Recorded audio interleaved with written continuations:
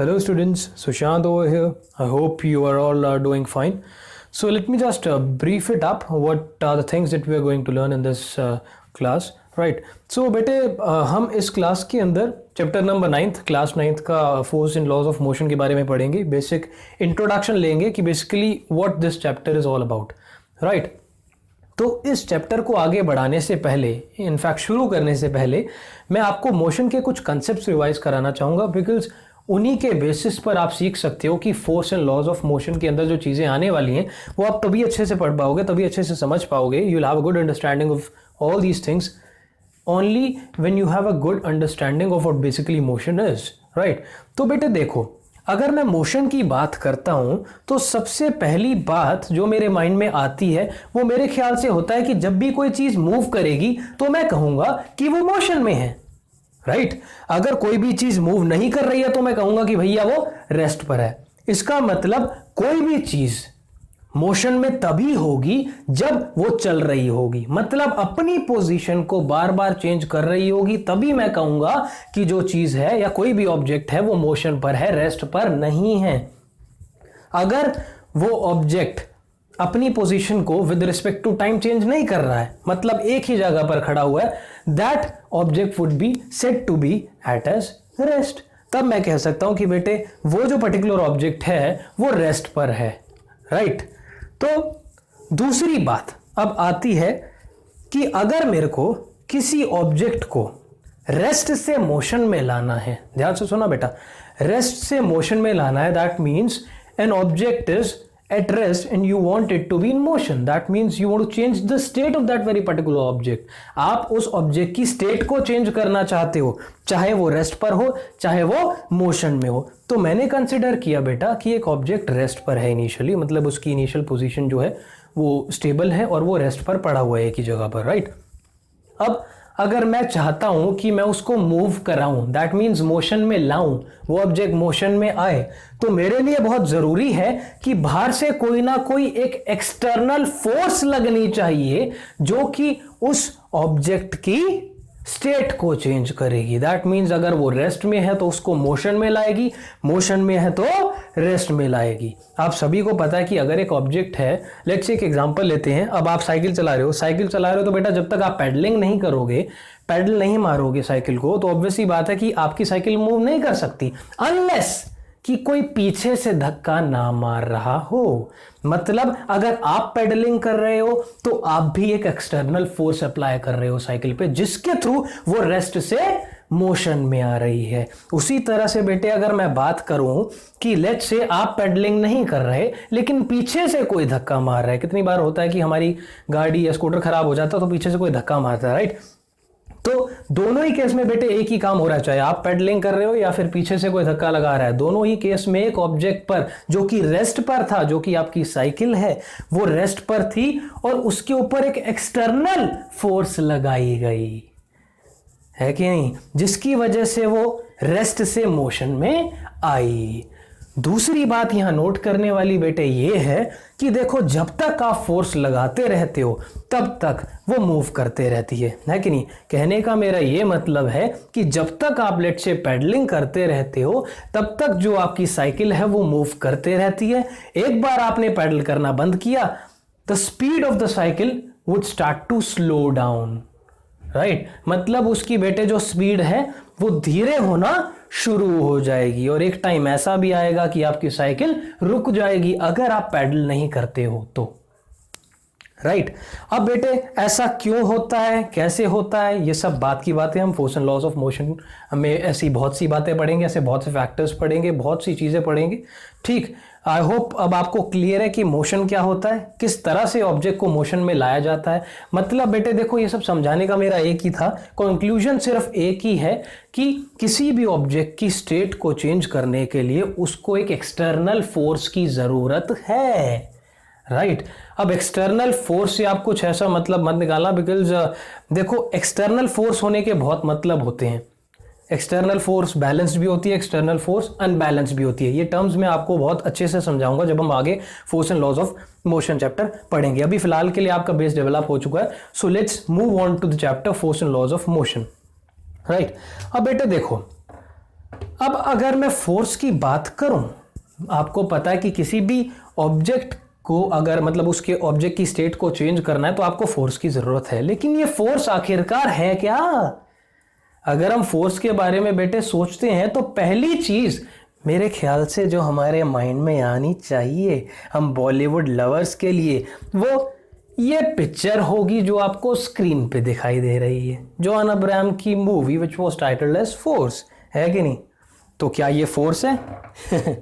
बिल्कुल भी नहीं, ये तो बिल्कुल फोर्स नहीं है, राइट? अब बेटे देखा जाए तो साइंटिफिकली क्या होता है आखिरकार ये फोर्स? फोर्स होता क्या है? अगर कोई मुझे कह रहा है कि मुझे किसी भी ऑब्जेक्ट पर फोर्स लगाने की जरूरत है, अगर मैं चाहता हूं कि वो मूव करे या फिर मूव कर रहा है ऑलरेडी तो रेस्ट पर आ जाए, तो मुझे फोर्स लगाने की जरूरत है, इसका क्या मतलब है? ये कुछ क्वेश्चंस हैं बेटे जो हर किसी के दिमाग में आते हैं जब आप सोचते हो फोर्स के बारे में। मतलब whenever we think of force, these are some kind of questions which might crumble in our head when we think of force, right? तो इन सब का जवाब अब हम सीखेंगे और बड़ी ही आसानी से सीखेंगे, ठीक बेटे? अब मुद्दा मेन ये आता है कि फोर्स क्या होती है कि नहीं? फोर्स क्या होती है, ठीक? अब हमको बेटे पता है, देखो कि हमको कुछ एफर्ट लगाना पड़ता है। हमने अभी भी सीखा कि अगर मेरे को एक स्टेशनरी ऑब्जेक्ट को, मतलब an object which is at rest, अगर उसको मुझे मोशन में लाना है तो मुझे फोर्स लगानी पड़ेगी। सॉरी, फोर्स वर्ड यहां यूज नहीं करूंगा, मतलब मुझे कुछ एफर्ट लगाना पड़ेगा स्टेशनरी ऑब्जेक्ट को मोशन में लाने के लिए, या फिर ऑलरेडी जो ऑब्जेक्ट मोशन में उसको स्टॉप करने के लिए। मतलब to stop moving object I have to apply some effort which may be termed as a muscular effort, right? Muscular effort कहा जा सकता है। सिंपल सी बात है, कौन सा एफर्ट हो सकता है? I mean simple muscular effort, right? अब इस बात से बेटे मैं इजीली डिड्यूस ये चीज कर सकता हूं कि अगर मुझे किसी भी ऑब्जेक्ट को, चलो एक एग्जांपल लेते हैं, ठीक? मान लो कि आपके सामने एक स्टोन पड़ा है। अब आप चाहते हो कि उस स्टोन की पोजीशन चेंज हो जाए। मैं पोजीशन की बात कर रहा हूं बेटे, अभी स्टेट की बात नहीं कर रहा, देखो खाली पोजीशन की बात कर रहा हूं अभी, राइट? तो आपके सामने एक स्टोन पड़ा है और आप उसकी पोजीशन को चेंज करना चाहते हो। पोजीशन चेंज करने का बेटे मतलब ये है कि आपको ऑब्वियसली उसको उठा करके फेंकना पड़ेगा किसी भी डायरेक्शन में, be it in any direction, but you will have to pick it up and then throw it. आपको उठा करके उसको फेंकना पड़ेगा अनलेस आप ये काम करो, नहीं तो जब तक आप ये काम नहीं करोगे तब तक बेटे ऑब्जेक्ट की जो पोजीशन है वो तो चेंज नहीं होने वाली। अब मैं क्या करूंगा कि उस स्टोन को उठाऊंगा और फेंक दूंगा, राइट? मतलब बेटे मैंने कुछ नहीं किया, सिर्फ एक मस्कुलर एफर्ट लगाया है उस स्टोन पर उसकी पोजीशन को चेंज करने के लिए, राइट? मतलब बेटे इजीली कहा जा सकता है कि किसी भी ऑब्जेक्ट को अगर देखा जाए, अगर उसकी स्टेट को चेंज करना है तो मुझे या तो उसको पुश करना होगा। जैसे आप कहीं जाते हो तो जो डोर्स अंदर को खुलते हैं आप उसको पुश करते हो, जब तक आप बेटे उसको पुश नहीं करोगे वो खुलने नहीं वाला, राइट? तो आपने क्या किया? पुश किया, तो आपने बेसिकली एक मस्कुलर एफर्ट ही तो लगाया। ऐसे ही अगर कुछ ऐसे गेट्स होते हैं जिनको पुल करना पड़ता है, मतलब जो कि बाहर की तरफ खुलते हैं, तो जब तक आप बेटे पुल नहीं करोगे तब तक तो गेट खुलने नहीं वाला, है कि नहीं? जॉन अब्राहम साहब तो आएंगे नहीं आपके लिए गेट खोलने। तो बेटे देखो सिंपल सी बात है, what I can really deduce from these kind of things is that we must push, pull और hit an object to change its state. मतलब मुझे किसी भी ऑब्जेक्ट को पुश, पुल या फिर हिट करना पड़ेगा अगर मैं उसकी स्टेट को या फिर पोजीशन को चेंज करना चाहता हूं, है कि नहीं? लेकिन अभी तक हमको ये मालूम नहीं पड़ा है कि फोर्स होती क्या है। सिर्फ ये मालूम ज़रूर पड़ गया है कि भैया अगर किसी भी ऑब्जेक्ट के स्टेट को चेंज करना है तो what I need to do is, सिर्फ मुझे एक मस्कुलर एफर्ट लगाना है कि नहीं? तो अभी तक ये मालूम नहीं है बेटे कि फोर्स क्या होता है। अब देखो फोर्स क्या है, what basically is force can easily be understood by describing as to what happens when force is applied to any object, right? मतलब मेरे कहने का ये है कि फोर्स बेसिकली होती क्या है, ये आराम से बड़ी आसानी से समझा जा सकता है अगर ये पता लगा लिया जाए कि होता क्या है जब किसी भी ऑब्जेक्ट पर फोर्स लगाई जाती है। ऑब्वियस सी बात है बेटे, जब आप एक एक्शन लोगे तो उसका रिएक्शन जरूर होगा। अगर आप उस रिएक्शन को डिस्क्राइब कर सकते हो तो इजीली आप कह सकते हो कि हाँ भैया अगर फोर्स लगाई जाएगी तो ये होगा, और इजीली कहा जा सकता है कि भैया फोर्स ये होती है। तो चलो एक एग्जांपल कंसिडर करते हैं। मैंने कहा बेटे कि मैं एक रबर बॉल ले रहा हूं in between my hands, both of my hands, और उसको कंप्रेस करने की कोशिश कर रहा हूं, राइट। अब जब आप उस बॉल को कंप्रेस करोगे तो एक बात बताओ, क्या उस बॉल की, रबर बॉल लेनी है आपने, तो क्या उस बॉल की जो शेप है वो चेंज होगी after you apply that muscular effort? आपने एफर्ट लगाया, कंप्रेस किया उस बॉल को, रबर बॉल को, तो क्या बेटे उसकी शेप चेंज होगी? The answer would definitely be what? Yes. अब एक और एग्जांपल जरा कंसिडर करो, इस एग्जांपल को माइंड में बिठा के रखना। अब दूसरा एग्जांपल जो मैं आपको कह रहा हूं, लेट्स से आपने एक स्प्रिंग लिया, ठीक, आपने स्प्रिंग के दोनों लूज एंड्स को पकड़ लिया अपने हाथ से, ठीक। अब आप उसको दोनों तरफ से खींच रहे हो, दोनों तरफ से बेटे जरा इमेजिन करो, अगर आप जो स्प्रिंग है उसको खींचोगे तो क्या होगा? क्या जो साइज है स्प्रिंग का वो वेरी करेगा? करेगा, बिल्कुल करेगा। क्यों? क्योंकि आप जब स्प्रिंग को दोनों तरफ से आप मस्कुलर एफर्ट लगा रहे हो, दोनों ही एंड से स्प्रिंग पे, तो उसका साइज तो चेंज होगा ही होगा। क्यों? क्योंकि वो एक्सपैंड हो रहा है बेटे, आप जब मस्कुलर एफर्ट लगा रहे हो, है कि नहीं? बिल्कुल चेंज होगा इसका साइज, ठीक। अब अगर बात करी जाए, लेट्स से आप गए एक सुपर बाजार में गए, लेट्स से आप बहुत सारे सामान खरीदने गए हो, घर का राशन खरीदने गए हो, लाइफ बॉय लेने गए हो, एंड ऑल बहुत सारी चीज़ें होती हैं जो आप खरीदते हो, ठीक। तो आप सारा का सारा बेटा सामान एक ट्रॉली में डालते हो। अब आपको एक डिपार्टमेंट से दूसरे डिपार्टमेंट में जाना है, तो आप क्या करोगे? ट्रॉली के अंदर सामान जो है अपने साथ लेकर के जाओगे, और मेरे ख्याल से कुछ इस तरह से पुश करोगे जिस तरह से ये लड़का कर रहा है। नीली, ओ सॉरी नीली नहीं है, कौन सी है ये, ऑरेंज, क्या बोले अब इसको, ऑरेंज निक्कर, ठीक है, ऑरेंज निक्कर वाला जो लड़का कर रहा है आपके सामने जो स्क्रीन पर है, इसी तरह से बेटे आप भी ट्रॉली पुश करोगे, राइट। दूसरी बात, अब देखो जैसे स्क्रीन पे एक ड्रॉर बना हुआ है, अब आप अगर कुछ भी चीज उसके अंदर पड़ी और आप उसको निकालना चाहते हो तो क्या करोगे? पुल ही करोगे ना, ड्रॉर को पुल करोगे, मतलब जो मस्कुलर एफर्ट होगा वो बाहर की तरफ होगा, that is called as pull.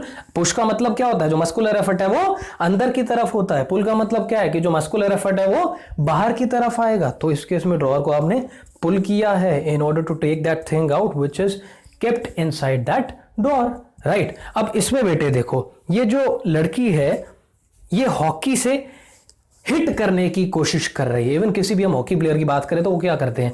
Hockey से हिट करते हैं, किसको? बॉल को। तो जब भी वो हिट करते हैं हॉकी से बॉल को, तो क्या होता है बेटा? उसकी पोजीशन चेंज होती है। दूसरी बात, उसकी स्टेट चेंज होती है। मतलब वो सिर्फ पड़ी हुई थी घास पर, जमीन पर पड़ी हुई थी एज इट इज रेस्ट की स्टेट पर जब उसको हॉकी से मारा गया तब क्या हुआ? उसकी स्टेट चेंज हो गई। मतलब the state of that ball is gonna change from the state of rest to the state of motion. It's pretty easy to understand from this, right. बहुत ही आसान है बेटे। तो इन सारी चीजों से मैं एक बात जरूर डिड्यूस कर पाया हूं, कंक्लूड कर पाया हूं, पता लगा पाया हूं कि एक फोर्स बेसिकली क्या है? अ पुश और अ पुल। किसी भी चीज को पुश करना या पुल करना can be termed as what?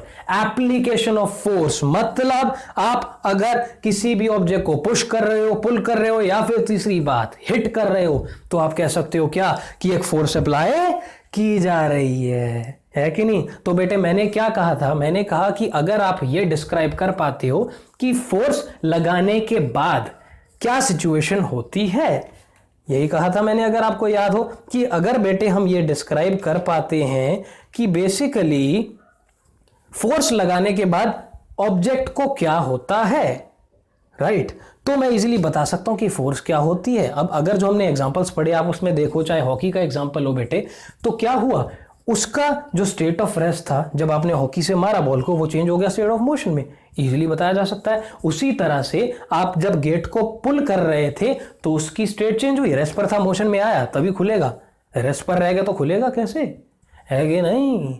और उसी तरह से जब आप पुश कर रहे थे तब भी बेटे उसकी स्टेट चेंज हुई। तो बेसिकली मैं कह सकता हूं फोर्स इज अ पुश और अ पुल और अ हिट, है कि नहीं? अब बेटे देखो कुछ ऐसे पॉइंट्स हैं, बहुत ज़रूरी पॉइंट्स हैं। First of all I hope कि आपको समझ में आ गया कि बेसिकली फोर्स क्या होती है, राइट। तो कुछ बेटे ऐसे पॉइंट्स हैं जो कि आपको नोट करने की ज़रूरत है कि फोर्स के बारे में, फोर्स जो है फोर्स के रिगार्डिंग मतलब कुछ इंपॉर्टेंट पॉइंट्स है। जैसे कि बेटे पहला हो गया force is a vector quantity. अब फोर्स एक वेक्टर क्वांटिटी है, इसका मतलब क्या होता है बेटे? चलो देखो बेटे, जितनी भी हमारे पास क्वांटिटीज होती हैं, चाहे वो फोर्स हो गई या फिर वो डिस्टेंस हो गया, डिस्प्लेसमेंट हो गया, बहुत सी ऐसी क्वांटिटीज होती हैं हमारे पास, राइट। तो उनको बेटे देखो दो तरह के कैटेगरीज में कैटेगराइज करा जाता है। एक होती है बेटे आपकी स्केलर क्वांटिटी, दूसरी होती है आपकी वेक्टर क्वांटिटी, जो अब यहां पर हम बात कर रहे हैं। अब देखो मैं आपको बताता हूं कि वेक्टर क्वांटिटी क्या होती है और स्केलर क्वांटिटी क्या होती है। बेटे देखो वो सारी क्वांटिटीज स्केलर क्वांटिटी के अंडर आती हैं जिनका सिर्फ और सिर्फ क्या होता है? मैग्नीट्यूड होता है, डायरेक्शन नहीं होती है। एग्जाम्पल आपको देता हूं क्या? स्पीड का। जब मैं स्पीड की बात कर रहा हूं, देखो हर किसी को मालूम होता है कि स्पीड और वेलोसिटी के बीच में डिफरेंस क्या होता है।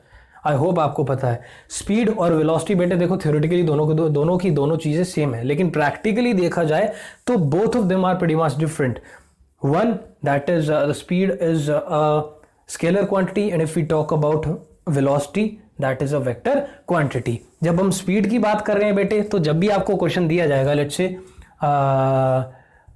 a car moves with a velocity of 38 kilometers per hour in east direction, तो यहां पर बेटे कार की स्पीड भी बताई गई और साथ में डायरेक्शन भी दी गई कि इस पर्टिकुलर स्पीड से वो मूव कर रही है इस डायरेक्शन में, ईस्ट में, वेस्ट में, नॉर्थ में, साउथ में, जहां भी मूव कर रही है, लेकिन डायरेक्शन स्पेसिफाई करी गई है। लेकिन अगर मैं यही स्पीड की बात करूं तो वहां पर डायरेक्शन स्पेसिफाई नहीं होती, खाली आएगा a car is moving with 30 kilometres per hour, that's it. कोई डायरेक्शन स्पेसिफाई नहीं हुई। तो बेसिक डिफरेंस सीधा खड़क जाना चाहिए कि भैया अगर मैं बात कर रहा हूं स्पीड की, तो स्पीड सिर्फ और सिर्फ मैग्नीट्यूड मतलब वैल्यू अपने साथ लेकर के आएगी कि 30 किलोमीटर पर आ रहा है, 40 किलोमीटर पर आ रहा है, कितनी है। लेकिन जब हम वेलोसिटी की बात कर रहे हैं तो स्पीड के साथ एक और चीज एसोसिएट हो रही है, और वो है क्या? That is direction. सिंपल। तो बेटे फोर्स भी एक वेक्टर क्वांटिटी है, इसका मतलब इसका मैग्नीट्यूड भी होगा और डायरेक्शन भी। मैग्नीट्यूड कितनी फोर्स आप लगा रहे हो, दूसरी बात किस डायरेक्शन में आप फोर्स लगा रहे हो, किस डायरेक्शन में बेटे फोर्स लगाई जा रही है, ये बहुत जरूरी होगा। अभी हम आगे पढ़ेंगे। जैसे हमारा एक चैप्टर है वर्क, पावर एंड एनर्जी, उसमें बहुत सी ऐसी इंपॉर्टेंट चीज़ें हैं वर्क के रिगार्डिंग। तो अगर आपको ये पता होगा कि फोर्स के केस में डायरेक्शन कितना इंपॉर्टेंस रखती है, तो आप इजीली सारी चीज़ों को समझ सकते हो। एक एक चीज़ बहुत डीपली और ब्रीफली पढ़ेंगे हम इस क्लास में, ठीक। दूसरी बेटे important point that is to be noted is जो एसआई यूनिट होती है फोर्स की, वो है क्या? Newton. I hope all of you are familiar with this term, that is SI unit, right. ठीक। अब बेटे ये तो बात खत्म हुई फोर्स की। अब जब हम बात कर रहे हैं फोर्स की, तो चलो एक कहानी सुनाता हूं बेटा आपको, ठीक है? जरा सुनो। मेरे ख्याल से टग ऑफ वॉर एक गेम है जो आप सभी ने खेली होगी कभी ना कभी, या फिर सुना तो जरूर होगा अगर नहीं खेली, राइट। अब आपको स्क्रीन पे दिख रहा है, दो स्क्रीनशॉट्स वहां पर लगे हुए हैं, और एक तरफ 3 बंदे हैं खींच रहे हैं रोप को, और एक तरफ 3 हैं, ऐसी दोनों स्क्रीनशॉट्स में बेटे, ठीक। इसी गेम को कहते हैं टग ऑफ वॉर। और इसमें आपको बेसिकली पता होगा कि क्या होता है कि जहां पर खींच लिया, मतलब जिस साइड के बंदे ने, लेफ्ट वालों ने खींच लिया राइट वालों को, तो लेफ्ट वाली टीम जीत गई, राइट वालों ने जो खींच लिया तो राइट वाली टीम जीत गई बेटे, ठीक। अब बेटे देखो, जब मैं बात कर रहा हूं फोर्स की, तो फोर्स जो है 2 तरह की हो सकती है, एक बैलेंस्ड फोर्स और दूसरी अनबैलेंस्ड फोर्स, राइट। अब देखते हैं बेटे दोनों में क्या डिफरेंस है, जरा देखो। अब आपको पता है कि जो फोर्स की एसआई यूनिट होती है न्यूटन होती है, राइट। हम इस बारे में कंसर्न नहीं है अभी कि फोर्स कैसे निकाली जाती है, कैसे मैग्नीट्यूड निकालना है वगैरह वगैरह, अभी कुछ नहीं, वो बाद में हम सब पढ़ेंगे। अब बेटे देखो, अगर आप फर्स्ट स्क्रीनशॉट में देखो तो दोनों ही साइड से बेटे क्या लग रही है? 300 न्यूटन। मतलब जो मैग्नीट्यूड ऑफ फोर्स है जो दोनों साइड से लगाया जा रहा है, लेफ्ट और राइट से, वो इक्वल है, that is equal to 300 newton. अगर 200 न्यूटन भी होता दोनों जगह कोई प्रॉब्लम नहीं थी। The thing is, the point that is to be noted here is कि दोनों का बेटे जो मैग्नीट्यूड है फोर्स का वो सेम है कि नहीं? इसी तरह की बेटे फोर्स को क्या कहते हैं? Balanced force. मतलब ये कि जितनी भी डायरेक्शन से फोर्स लग रही है, हर डायरेक्शन से बेटे जो मैग्नीट्यूड है फोर्स का वो इक्वल है, सेम है। जैसे इस केस में 300 न्यूटन्स है, ठीक। अब उसी तरह बेटे देखो सेकंड स्क्रीनशॉट में आप देखोगे तो लेफ्ट वाली साइड पे ज्यादा है force, that is 400 newton which is greater as compare to the 300 newton which the right side is applying. जो राइट साइड वाले बंदे हैं जो लगा रहे हैं वो कम है एज कंपेयर टू लेफ्ट वाले, तो ऑब्वियस सी बात है कि लेफ्ट वाले बंदे जीत जाएंगे इस रेस को। ठीक बेटे, तो ऐसे केस में जहां इस केस की बात करें तो दो डायरेक्शन से यहां पर फोर्स लग रही है और लेफ्ट वाली डायरेक्शन में ज्यादा है और राइट वाली डायरेक्शन में कम है। इवन इफ ऐसा होता कि राइट में ज्यादा है और लेफ्ट में कम है, the thing which we are concern about is कि बेटे ऐसी तरह की फोर्स, मतलब जहां पर एक डायरेक्शन से ज्यादा लग रही है फोर्स और एक से कम लग रही है, ऐसे में बोला जाता है कि जो फोर्स लगाई जा रही है दैट इज अनबैलेंस्ड फोर्स। क्या कहा जाएगा? Unbalanced force. बिल्कुल बेटे। ठीक। अब देखो जैसे ये टेबल है, आपको स्क्रीन पे नजर आ रहा होगा, अगर हम टेबल की बात कर रहे हैं, राइट, तो अब बहुत इंपॉर्टेंट चीज मैं आपको बताऊंगा तो प्लीज ध्यान से सुनना। अब यहां पर बेटे देखो दो स्ट्रिंग्स मैंने अटैच किए हुए हैं टेबल के ऊपर, जो बॉक्स पड़ा है, एक तो एक्स की तरफ जा रहा है और एक वाई की तरफ जा रहा है, राइट।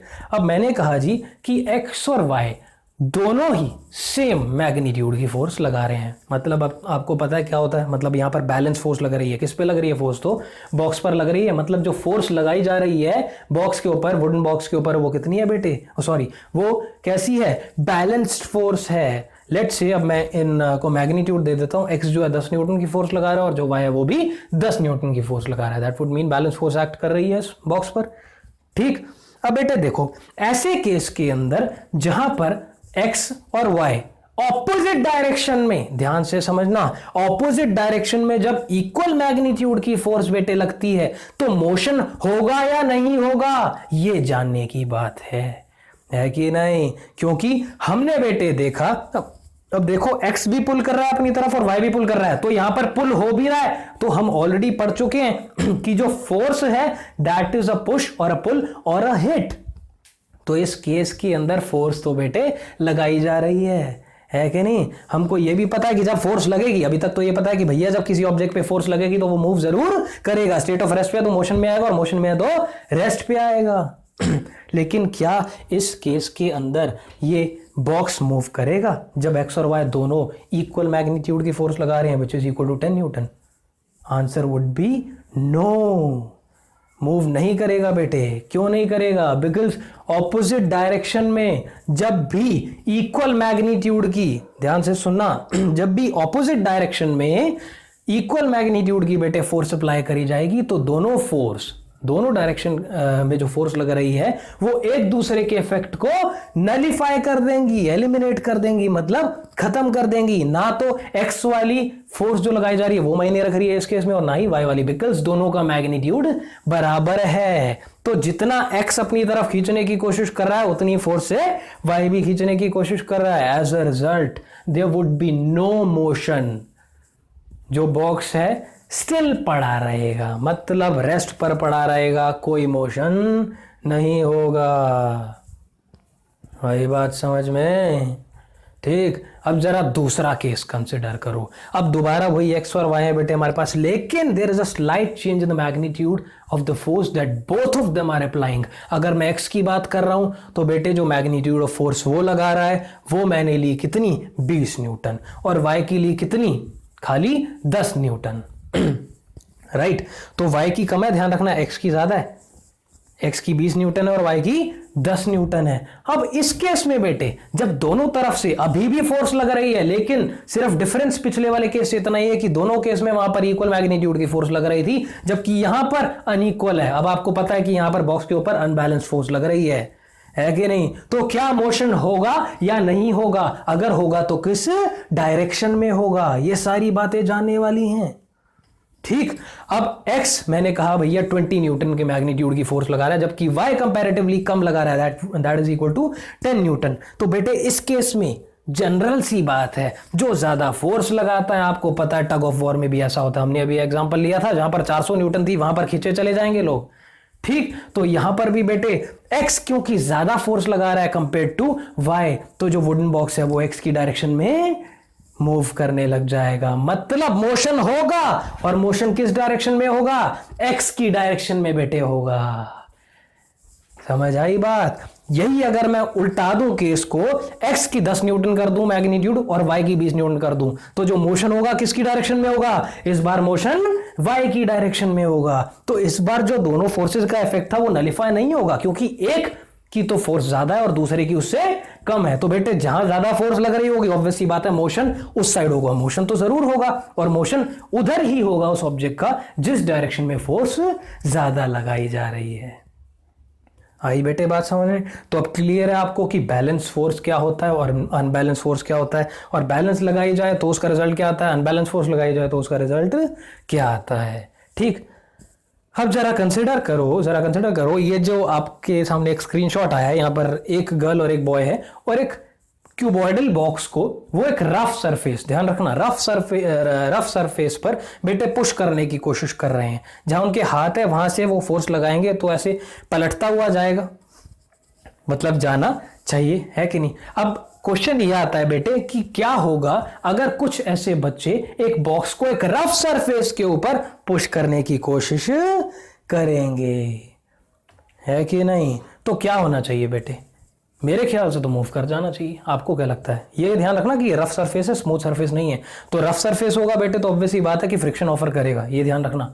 फ्रिक्शनल फोर्स ऑब्वियसली एक ऑपोजिशन फोर्स की तरह यहां पर एक्ट करेगी, रेजिस्ट करेगी इसके मोशन को, किसके? इस बॉक्स के, क्यूबॉइडल बॉक्स के मोशन को रेजिस्ट करेगी, मतलब उसको मूव नहीं करनी पड़ेगी, नहीं करने देगी। आई बात समझ में? अब I'm hoping that you all are familiar with this term, what is frictional force, right? Because I expect you, all of the students of class 9, to be very familiar with this kind of term. अब गड़बड़ हो जाएगी साहब अगर आपको frictional force नहीं पता तो। ठीक, तो बेटे इन शॉर्ट बता देता हूँ। फ्रिक्शनल फोर्स देखो एक बेसिकली ऑपोजिंग फोर्स है जो कि किसी भी ऑब्जेक्ट के मोशन को रेजिस्ट करने की कोशिश करती है। एक एप्लीकेशन आपको बताता हूँ, गाड़ी चलाते हो आप, गाड़ी को रोकना है तो आपको ब्रेक लगानी पड़ती है। ब्रेक क्या काम कर रही है? फ्रिक्शनल फोर्स का काम कर रही है, वो मोशन को, गाड़ी के मोशन को अपोज कर रही है, राइट? तो अब बेटे बैक टू दिस केस, तो कहता है कि भाई अगर रफ सरफेस पर ये दो बच्चे पुश करने की इस बॉक्स को कोशिश कर रहे हैं तो क्या होगा, क्या मूव होगा या नहीं होगा? अब बेटे देखो केस ए जो है वहां पर देखो दो फोर्सेस एक्ट कर रही हैं इस केस के अंदर।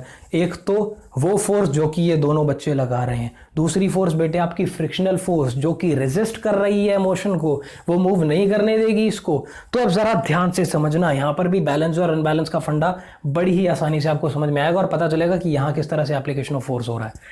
ठीक, अब देखो बेटे पहले केस के अंदर, ए केस के अंदर जो फोर्स बच्चे लगा रहे हैं, दो फोर्स हैं, ठीक है? जो फोर्स बच्चे लगा रहे हैं, पहली फोर्स वो बेटे कम है comparative to the frictional force. मतलब कहने का है कि फ्रिक्शनल फोर्स ज्यादा है उस फोर्स के कंपैरिजन में जो कि बच्चे लगा रहे हैं। तो क्या मोशन होगा? बिल्कुल नहीं होगा मोशन। इसका मतलब अभी तो फिलहाल मूव नहीं करेगा ये बॉक्स, चाहे जितना मर्जी पुश करने की कोशिश कर लो, इतनी ही फोर्स है जितनी बच्चे अभी लगा रहे हैं। दूसरे केस में बेटे, बी केस में देखो जो बच्चे हैं अब उन्होंने थोड़ी सी अपनी फोर्स बढ़ा दी। भैया सोचा कि यार ये मूव क्यों नहीं कर रहा है, तो उन्होंने सोचा चलो थोड़ी ज्यादा फोर्स लगाकर देखते हैं क्या होता है। तो उन्होंने बेटे देखो फोर्स लगाई थोड़ी सी ज्यादा, मतलब जितनी पहले लगा रहे थे, लेट्स कंसिडर कि पहले 10 न्यूटन लगा रहे थे, 20 न्यूटन लगा रहे हैं, फोर्स बढ़ा दी है उन्होंने। ठीक, तो फोर्स बेटे बढ़ा दी इस बार, लेकिन अभी भी इतनी ज्यादा नहीं है। ज्यादा तो कर दी अपनी तरफ से फोर्स, लेकिन फ्रिक्शनल फोर्स अभी भी ज्यादा है। कंसीडर करो, मैंने कहा कि पहले केस में 10 न्यूटन फोर्स लगा रहे थे, दूसरे में 20 कर दी, लेकिन फ्रिक्शनल फोर्स कितनी है? 30 न्यूटन। तो आपको लगता है मूव करेगा? बिल्कुल नहीं करेगा, करने ही नहीं देगी भैया फ्रिक्शनल फोर्स मूव उसे, क्योंकि उसका मैग्नीट्यूड ज्यादा है compare to the force which both of these children are applying, right? तो दोनों बेटे बच्चे जो लगा रहे हैं उसके कंपैरिजन में फ्रिक्शनल फोर्स ज्यादा है, जिसकी वजह से बॉक्स तो मूव हो ना पाएगा। अगर बॉक्स को मूव कराना है तो ऑब्वियस ही बात है कि फ्रिक्शनल फोर्स से ज्यादा फोर्स लगानी पड़ेगी। मतलब 30 न्यूटन अगर फ्रिक्शनल फोर्स है तो 30 का 31 भी अगर कर देंगे बच्चे तो मूव कर जाएगा। बेशक से बहुत कम मूव करेगा लेकिन करेगा जरूर। 30 से 35 करो, 40 करो, बशर्ते फ्रिक्शनल फोर्स से ज्यादा होनी चाहिए आपकी फोर्स। तो तीसरे केस में मतलब सी केस में बेटे उन्होंने 30 न्यूटन से ज्यादा कर दी। मतलब फ्रिक्शनल फोर्स का मैग्नीट्यूड इस केस में कम हो गया उस फोर्स से जो कि बच्चे लगा रहे हैं, उनका ज्यादा हो गया। तो क्या इस केस में मूव करेगा ये जो ऑब्जेक्ट है? बिल्कुल करेगा बेटे, बिल्कुल करेगा। मतलब एक ही कंक्लूजन बेटे निकलता है, जब फ्रिक्शनल फोर्स कोई भी सरफेस ऑफर कर रहा है तो अनलेस कि आपकी फोर्स जो है, जो आप फोर्स लगा रहे हो वो फ्रिक्शनल फोर्स से ज्यादा है, मोशन नहीं होगा। मोशन सिर्फ तभी होगा ऑब्जेक्ट में from the state of rest अगर आपकी फोर्स का मैग्नीट्यूड ज्यादा है as compare to the frictional force. आई बेटे बात समझ में? अब चलो कंसिडर करो कि आप जो है बाइसाइकिल चला रहे हो। अब क्या होता है अगर आप बाइसाइकिल चलाते हो? अगर आप पेडलिंग करना बंद कर दोगे तो क्या होगा? मतलब पेडल मारना बंद कर दोगे तो बाइसाइकिल जो है, आपकी साइकिल जो है, धीरे धीरे स्लो डाउन होना शुरू कर देगी, धीरे होती चले जाएगी उसकी स्पीड, है ना? क्यों बेटे? क्योंकि इस केस में भी फ्रिक्शनल फोर्स एक्ट कर रही है। Frictional forces are acting opposite to the direction of motion of your cycle, right? और वो फ्रिक्शनल फोर्स कौन ऑफर कर रहा है भैया? वो सड़क ऑफर कर रही है, वो रोड ऑफर कर रही है, वो गली ऑफर कर रही है जिसके ऊपर आप चला रहे हो। मतलब वो सरफेस ऑफर कर रहा है, राइट? तो बेटे फ्रिक्शनल फोर्स उस सरफेस के बीच में और आपके साइकिल के टायर के बीच में है जिस पर आप वो चला रहे हो साइकिल को। तो जहां पर भी अब देखो फ्रिक्शनल फोर्स, क्योंकि आपने इस केस में मैग्नीट्यूड अपना बढ़ाना बंद कर दिया, फोर्स का, फोर्स लगानी बंद कर दी, पैडल करना स्टॉप कर दिया, इसका मतलब जो फोर्स है जब तक उसका इफेक्ट रहेगा तब तक बेटे वो चलते रहेगी। लेकिन एक समय ऐसा आएगा जब फ्रिक्शनल फोर्स का मैग्नीट्यूड ज्यादा हो जाएगा। किससे? आपके बाईसाइकिल के ऊपर जो आप फोर्स लगा रहे थे, बिकॉज आपने पैडल बंद कर दिया है, पैडल करना बंद कर दिया, मतलब एक्सटर्नल फोर्स तो आप लगा ही नहीं रहे। तो जैसे जैसे बेटे आपकी धीरे होगी फोर्स, जो साइकिल की स्पीड है, मतलब फोर्स धीरे धीरे, फोर्स का इफेक्ट धीरे होते जा रहा है, कम होते जा रहा है, तो बेटे एक समय ऐसा आएगा कि वो फ्रिक्शनल फोर्स से नीचे चला जाएगा। और जब ऐसा हुआ ऑब्वियस ही बात है फ्रिक्शनल फोर्स उस केस में ज्यादा हो गई, ऐसे केस में आपकी बाइसाइकिल स्टॉप हो जाएगी, है कि नहीं? अब बेटे हमको लगता ये है कि ऑब्जेक्ट अपने मोशन को मेंटेन करता है under the continuous application of N unbalanced force. जब तक अनबैलेंस्ड फोर्स लगती रहेगी तब तक वो अपने मोशन को मेंटेन करे रखेगा। ठीक, यही समझ में आता है इस बात से तो कि भैया जब तक ऑब्जेक्ट पे लगाए जा रहे हो एक अनबैलेंस्ड फोर्स तब तक तो वो अपना मोशन मेंटेन करेगा, अदरवाइज वो रेस्ट पर आ जाएगा। लेकिन ये गलत बात है, ये गलत है बेटे। अब देखो एक ऑब्जेक्ट बेटे यूनिफॉर्म वेलोसिटी से मूव करता है। यूनिफॉर्म वेलोसिटी, आई होप कि आपने चैप्टर 8 में पढ़ा यूनिफॉर्म वेलोसिटी क्या होती है। Let me give you a mayor glimpse of it. Uniform velocity का मतलब बेटे, वेलोसिटी आपको देखो पता है क्या होती है, स्पीड और वेलोसिटी का डिफरेंस मैं आपको बता चुका हूँ। तो यूनिफॉर्म वेलोसिटी का मतलब है कि जो वेलोसिटी है, मतलब जो स्पीड है, वो इंक्रीज कर रही है fixed at fixed intervals of time. मतलब कि लेट्स से आपने 10 किलोमीटर पर आवर की स्पीड से शुरू किया इन ईस्ट डायरेक्शन, 10 के बाद 1 मिनट में, अगले 1 मिनट में आपने 20 किलोमीटर करी, अगले 1 मिनट में फिर 30 किलोमीटर करी। मतलब हर 1 मिनट के टाइम इंटरवल में आप फिक्स्ड उससे बढ़ा रहे हो अपनी वेलोसिटी को, फिक्स्ड मैग्नीट्यूड से बढ़ा रहे हो बेटे। तो ऐसे केस में कहा जाता है कि जो वेलोसिटी है वो यूनिफॉर्म है। ठीक, तो मैं कह रहा हूं बेटे एक ऑब्जेक्ट मूव कर रहा है यूनिफॉर्म वेलोसिटी से, ठीक, when the forces acting on the object, and which are these forces? Pushing force and the frictional force itself. Pushing force मतलब जो आप फोर्स लगा रहे हो, फ्रिक्शनल आपको पता है, मतलब an object moves with a uniform velocity when the forces acting on the object are balanced. Move तभी करेगा जब दोनों बैलेंस्ड हैं। ठीक, क्या कहना सही होगा ये कि मूव तभी करेगा जब बैलेंस है? गलत होगा भैया। अभी तो हमने सीखा कि 300 न्यूटन अगर वो टग ऑफ वॉर वाले एग्जांपल में दोनों थी तो मूव तो कर ही नहीं रहा था। तो बेटे मैं ये कहना चाह रहा हूं कि एक ऑब्जेक्ट ऑलरेडी मूव कर रहा था तब उसके ऊपर बैलेंस फोर्स अगर लगाई जा रही है तो वो अपने मोशन को बरकरार रखेगा। अभी कोई नेट एक्सटर्नल फोर्स उस पर एक्ट नहीं कर रही, बिकॉज पुशिंग फोर्स और फ्रिक्शनल फोर्स का मैग्नीट्यूड दोनों का बराबर है, लेकिन पहले जरूर कर रही थी जिसकी वजह से वो मोशन में आया था। तो एक ऑब्जेक्ट यूनिफॉर्म वेलोसिटी के साथ चलता रहेगा जब फोर्सेस जो उस पर लग रही हैं, इस केस में पुशिंग फोर्स और फ्रिक्शनल फोर्स, वो जो एक्ट कर रही हैं उस पर वो बैलेंस्ड हैं और कोई नेट एक्सटर्नल फोर्स उस पर एक्ट नहीं कर रही। बेटे देखो, नेट एक्सटर्नल फोर्स का मतलब होता है जैसे हमने टग ऑफ वॉर वाला देखा था, एक तरफ से 400 न्यूटन लग रही थी, एक तरफ से 300 न्यूटन, तो 400 माइनस 300 कितना हुआ 100, क्योंकि उसका 300 इसका 300 न्यूटन तो एक दूसरे का इफेक्ट कैंसिल आउट कर देगा। तो जो नेट फोर्स अप्लाई हो रही है उस ऑब्जेक्ट पे वो है 100 न्यूटन, राइट। दूसरी इंपॉर्टेंट बात बेटे, अगर एक अनबैलेंस्ड फोर्स को अप्लाई किया जा रहा है एक ऑब्जेक्ट पे, तो या तो उसकी स्पीड में चेंज आएगा या फिर उसकी डायरेक्शन ऑफ मोशन में चेंज आएगा। मतलब अगर एक्सटर्नल अनबैलेंस्ड फोर्स अप्लाई करी जा रही है किसी भी ऑब्जेक्ट पे, या तो उसकी स्पीड बदलेगी और या फिर मोशन की डायरेक्शन बदलेगी, है कि नहीं। जैसे हम पेडलिंग की बात कर रहे थे, तो साइकिल को जितने ज्यादा पेडल करोगे आप, जितनी ज्यादा फोर्स से पेडल करोगे, उसकी स्पीड बढ़ेगी, बिल्कुल बेटे बढ़ेगी, है कि नहीं। अब अगर आप उसको थोड़ा मोड़ने की कोशिश करोगे अपनी बॉडी का बैलेंस बना करके, तो उसकी डायरेक्शन भी चेंज हो सकती है, राइट। तो आप फोर्स तो बेटे दोनों केस में लगा रहे हो, एक आप पेडलिंग पे लगाते हो तो उसकी स्पीड बढ़ती है, अगर आप बॉडी से बैलेंस करने की इधर उधर करने की कोशिश करते हो तो उसकी डायरेक्शन चेंज हो रही है। मतलब फोर्स अगर एक अनबैलेंस एक्सटर्नल फोर्स लगाई जा रही है तो या तो उसकी स्पीड चेंज होगी या फिर उसकी डायरेक्शन चेंज होगी, राइट। तो किसी भी ऑब्जेक्ट को एक्सेलरेट करना है तो बेटे क्या चाहिए, एक unbalanced force, external unbalanced force जरूर चाहिए। एक्सेलरेट करने का मतलब क्या है, किसी भी ऑब्जेक्ट की स्पीड को बढ़ाना है, तो भैया फोर्स तो चाहिए। यू कैन एक्सपेक्ट कि आप की साइकिल चल रही है, गाड़ी चल रही है या बाइक चल रही है और आप एक्सेलरेटर पे पाँव नहीं रखा हुआ, आप एक्सेलरेट कर नहीं रहे, तो क्या उसकी स्पीड बढ़ेगी? बाबा जी का ढुल्लू, कतई नहीं बढ़ेगी, है कि नहीं। तो बेटे अगर आपको एक्सेलरेट करना है, that means to accelerate the motion of an object an unbalanced force is required, right. अब बहुत ही इंपॉर्टेंट बात, last but not the least, अगर इस फोर्स को, मतलब एक्सटर्नल अनबैलेंस फोर्स को बेटे पूरी तरह से रिमूव कर दिया जाए तो वो ऑब्जेक्ट एकदम से तो स्टॉप नहीं होने वाला। जैसे हम पेडलिंग की बात कर रहे थे, सिंपल सा एग्जांपल लिया, आपने एकदम से पेडल मारना बंद कर दिया तो क्या एकदम बंद हो जाएगी साइकिल?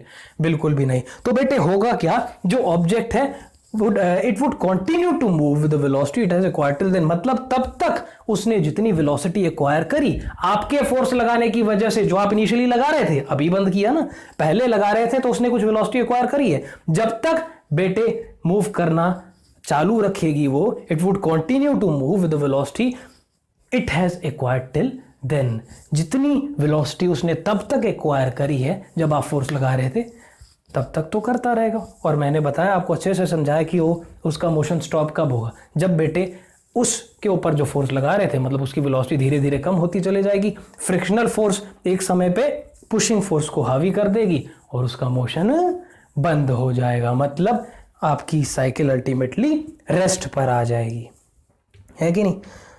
तो आई होप बेटे कि आपको सारी चीज़ें बहुत अच्छे से समझ में आई, फोर्स क्या होता है, तरह तरह की फोर्स क्या होती हैं और बहुत सी चीज़ें जो हमने आज अच्छे से पढ़ी, राइट। तो this is the end of this tutorial in this class and I hope कि आपको एक एक चीज़ बहुत अच्छे से समझ में आई। अगर बेटे आपको कोई भी डाउट है या कोई भी क्वेरी है, कोई भी और भी कुछ एक्स्ट्रा पूछना है, अगर आपको लगता है कि हाँ ये मिस हुआ है इस ट्यूटोरियल के अंदर, तो आप मेंशन कर सकते हो इसको FB के कमेंट्स में, या अगर YouTube पे है तो YouTube के कमेंट्स बॉक्स में। अल्लाह टेक केयर कि आगे से ऐसा कुछ ना हो, और अगर कुछ एडिशन भी होगा या आपको कोई भी क्वेरी है तो अल्लाह मेक श्योर कि वो क्वेरी आपकी क्लियर कर दूँ मैं, right. All right, bye bye.